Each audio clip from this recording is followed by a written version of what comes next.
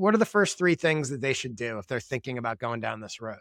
The first thing I would do is make that list of potential partners. So the most obvious way to do that is to think about stuff you're using or people that you're working with. So in your case, coaching clients, for example, might be like, oh, I'm working with Josh. So memberships you're in, communities you're in, software tools that you're using, anything that plays a key role for you is a great contender. A funny example of that for me is that as I was making this list, I was like, wow, I'm constantly recommending my lawyers to people. And their law firm is called Counsel for Creators. They actually have a Smart. subscription model that's really accessible for Mhm. any US-based creator. And I was like, people are always asking about trademarks, contracts, sponsorship contracts, speaking contracts. And I'm always like, you got to call my lawyers. And I've been doing that, Josh, for 4 years for free. I love those guys. And so I called Mhm. my lawyer the other day and I was like, hey, what do you think about doing a partnership? And he's thinking about it now because, yeah, Yeah. it's Well, because on the flip side, he wants to reach that audience, but I'm sure he's there going like, where would I even go? With a lot of these cases, there's probably a lot of partners out there like that are like, yeah, this is a perfect fit, but they're not going to think of that. Like they don't yes, know right. that's even an option. So yeah, I mean, that Yes. sounds like a great fit and it would not surprise me at all if they did something with you. Yes, and I think the thing about it in my case, I don't know, what your journey has been like with this, but with Outpost and with my lawyers, this is a brand new type of marketing for them. So there Hmm. is definitely a lot of trust, and that's why I went to my network. One of the first things I did was I made that list of partners, and then I went into my LinkedIn and I was like, who do I know at these companies? One of the contenders for this was Luma. Do you know Luma, the event platform? Yeah. So I've had some conversations with them before, but I don't really have a contact there. And that didn't really work very well. But with Outpost, with you, with Council for Creators, like I do have a relationship with them. And so, I have a contact there. MailerLite's another company that came to mind. I've been using them for years and I have a contact there as well.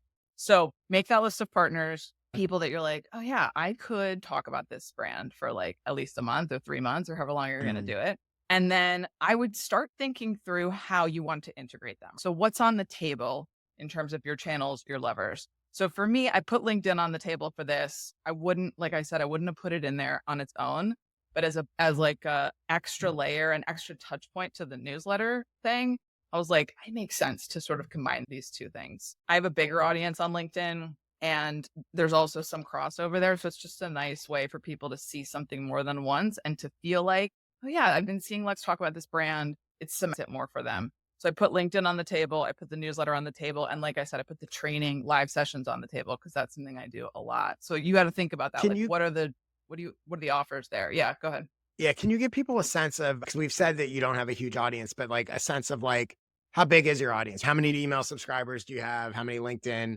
Just so people Yes. know. People probably have assumptions that maybe everything's like huge and massive. So let people know like how big, like what you actually have on these platforms. It's so Josh, it's so funny because people will talk about small creators as like people with below 100,000 followers. Like Yeah. the numbers are they're like, oh yeah, small creators who have 100,000 on YouTube. And I'm Right. like, okay. So my combined market is like around 8,000, right? So I have around Hmm. 5,000 on LinkedIn and I have a combined list of 3,000 on my newsletter. I do have some other channels my Medium account has like 1,000 subscribers there. I have, an Instagram with around, I don't know, 1,000, but I don't really actively use those channels, and so I just don't count them. I'm not, like, cultivating an audience there. So, yeah, it's around 8,000, which is really low, and honestly, there's not a lot of creators at my audience size that are monetizing in this way. But going back to the Amplitude example, I realized that, I was essentially, like, in the field doing sales for them as a creator, and that was so Hmm. high value to them. If I closed one deal for them, that could be millions of dollars. And so I was like, Yeah. I think Well, there's and by the way, and a that's why I want to misconception point around out that. also, like for people that are like, oh, I don't have enough subscribers, I don't have enough followers, whatever. You need to understand that it's like if it's a high quality relationship and it's the right people, and we're a perfect example, right? So I have 32,000 subscribers to my newsletter. I'm roughly quote unquote three 10 times times. bigger audience than yours. But I'm like, Lex, let me give you money and let's do this partnership. I think people assume that, oh, I'm not big enough for anyone to want to partner with me. And it's so not true because the way I look at it, and we'll get into this when we talk about how you frame the proposal and everything, but the way I look at it is, okay, I'm going to give Lex X amount of money. And for what I'm spending, I don't need 8,000 people. Right. I need a few clients to have this be more than profitable. Right. Yeah. And so what I'm looking at is I'm like, okay, does she have the right people that are going to connect with and be interested in what I have? And can some percentage of them, even if it's a tiny percentage of a small audience, convert? That's enough. And like you said, like a company that one deal is worth hundreds of thousands of dollars, if you help them get one, if one of your 8,000 people buys from them, like they're rich. Yeah. Yes. So, Well, don't be and quick to sort of think you don't have enough audience to do it. yeah, totally.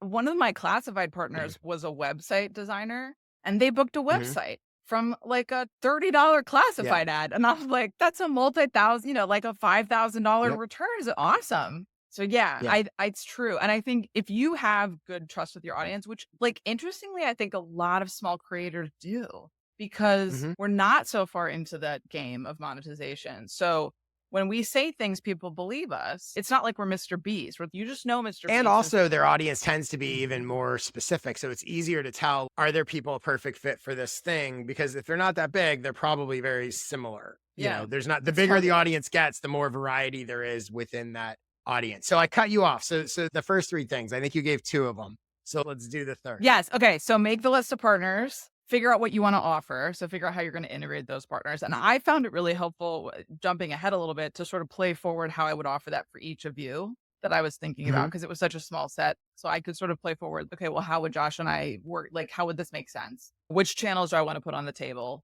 for each of these partners? And then the third thing would be to just send them a note. Is this interesting to you? Hey, I'm thinking about doing something like this, or I'm offering this kind of thing. Is that interesting? Do you want to chat about that? The way that I framed it to Outpost was as a tech education partnership, which is a framing that comes from LaShonda Brown, who's a tech educator and a YouTuber who Mhm. does this kind of brand integration on her channel as well. Cool.